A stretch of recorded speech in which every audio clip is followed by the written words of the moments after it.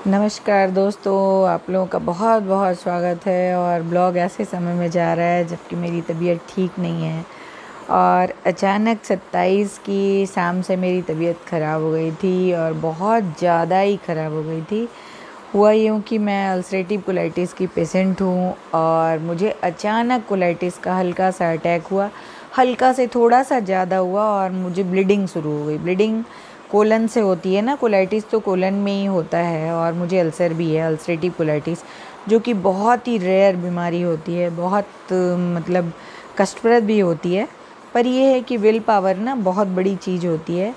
और मैं जो है अपने विल पावर के दम पे सारा कुछ और ईश्वर की अकूत कृपा से सब चल जाता है। हस्बैंड बहुत परेशान थे। अचानक 27 की शाम से ही मुझे बहुत ज़्यादा बुखार हो गया और एकदम बदन लगे कि मेरे दांत एकदम जो है बज रहे थे। फिर जितने बॉक्स के ऊपर जितने कंबल, चादर, दोहर, वो सारे मेरे पे डाले गए थे, फिर भी मैं काँप रही थी और लग रहा था कि मैं क्या करूं। मतलब इतनी ज़्यादा गड़बड़ हाल थी ना कि सब लोग परेशान थे। पर थैंक्स गॉड माँ और बेटी साथ में हैं, तो दोनों ने मिल के धीरे धीरे किसी तरह से खाना बनाया। और ये देखो लाडली अभी बगल में है। पर ये कहते हो ना कि स्पेशल चाइल्ड, ये बहुत ही ज़्यादा सेंसिटिव होते हैं। रोज़ जबकि बहुत तंग करती है। आखिर ये जाए भी तो कहाँ, माँ से ही तो डिमांड करेंगे ना। तो ये अपनी कई तरह की डिमांड हमसे मनवाती है, दिन भर में इसके साथ खेलना और एक्टिविटी कराना। पर इस समय ये कुछ भी नहीं बोली थी, चुपचाप मोबाइल लेके खेलती रही थी।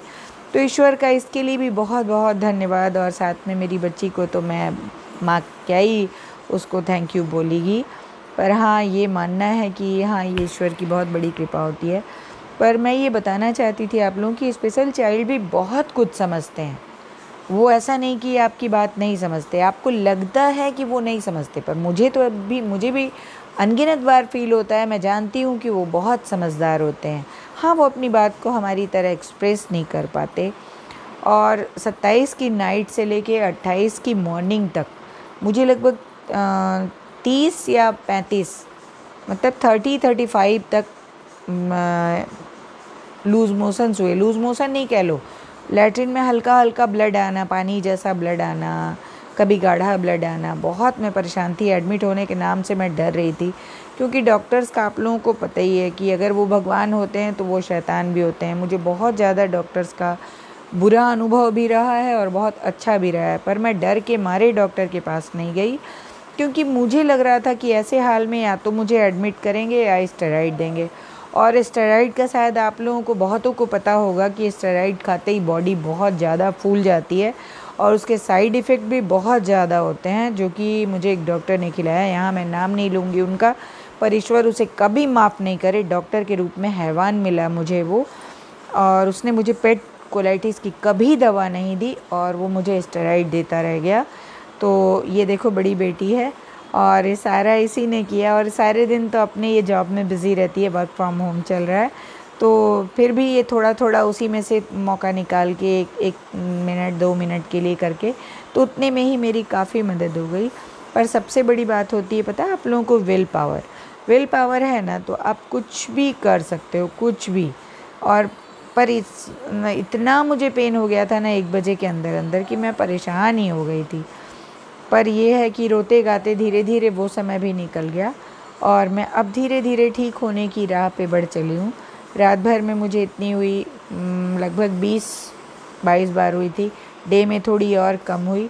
उसके बाद शाम को देखते हैं क्या रहता है। ये ब्लॉग मेरा ऐसे समय में जा रहा है जबकि मैं बीमार हूँ और ये मेरे दांत बज रहे थे, तो बार बार कुछ भी करो। तो अभी बुखार की दवा मैंने, हालांकि मुझे ज़्यादा फीवर नहीं था, फिर भी मैंने लिया था।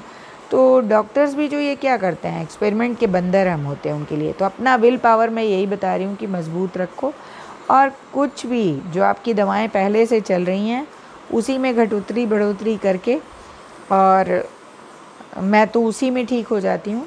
पर जो डरपोक हैं, जो नहीं सह सकते, उन्हें तुरंत डॉक्टर के यहाँ भागना चाहिए।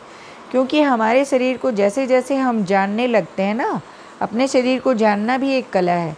और जब हम जानने लगते हैं अपने शरीर को ना, तो अपनी बहुत सी तकलीफ़ों को हम खुद ही ख़त्म कर लेते हैं। जैसे मैं सबसे पहले मेरा कुछ भी होता है ना, मैं परहेज़ से अपने बॉडी को ठीक करती हूँ। जैसे कल से आज तक में मैंने सिर्फ बनाना और नारियल पानी इन्हीं के दम पे अपना निकाल दिया सारा दिन, और मुझे कहीं कोई वैसा नहीं लग रहा है कि अरे मैं बहुत ज़्यादा हिल नहीं पा रही, मैं चल नहीं पा रही, क्योंकि अपने सारे काम मैं खुद कर पा रही हूँ, प्लस श्रेया के भी काम मैं कर ले रही हूँ। तो ये विल पावर ही है, और बनाना और प्लस नारियल पानी।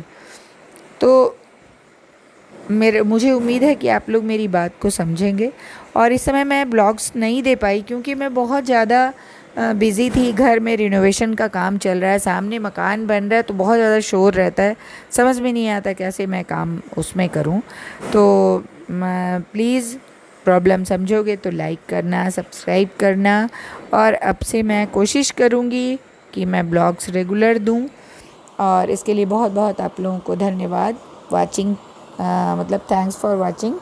और बेटी के लिए भी नित्य नए मैं ऐसे बच्चों के लिए कुछ कुछ ले ही आती हूँ।